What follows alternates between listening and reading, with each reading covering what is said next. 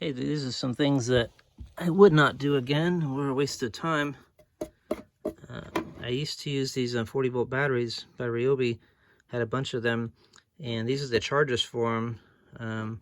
This charger went bad, but these two are still good. As you can see, there's a charge circuit, so you could charge up the battery with this one and this one.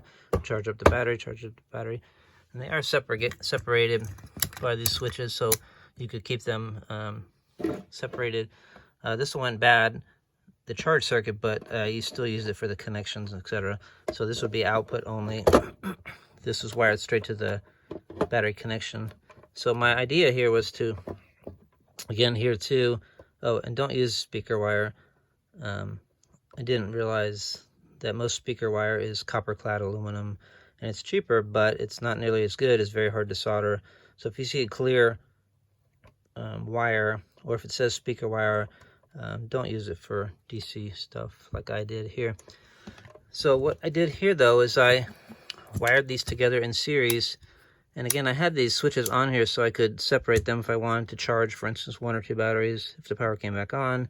But the idea was to hook all of these in series coming out here, and with 3 40-volt batteries you would have 120 volts. Granted, it would be DC,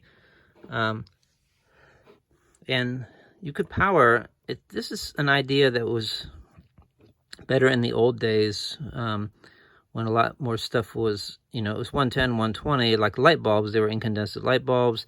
They were 120, and it would run just fine on here. Old power tools would run just fine on here. The old ones with brushes in them, they'd run at 120 volts. They didn't have the speed control in them and things. Nowadays, they have LED light bulbs. They're much more efficient.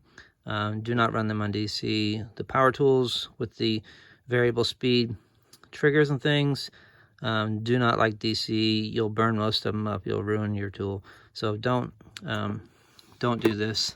If you wanted to run an old-fashioned light bulb, 120 volts DC, that's fine. Or if you had a really old tool or some kind of brushed motor at 120 volts DC, that was fine.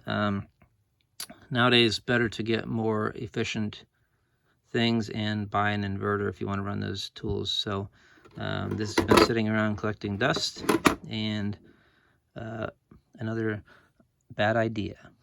Thanks.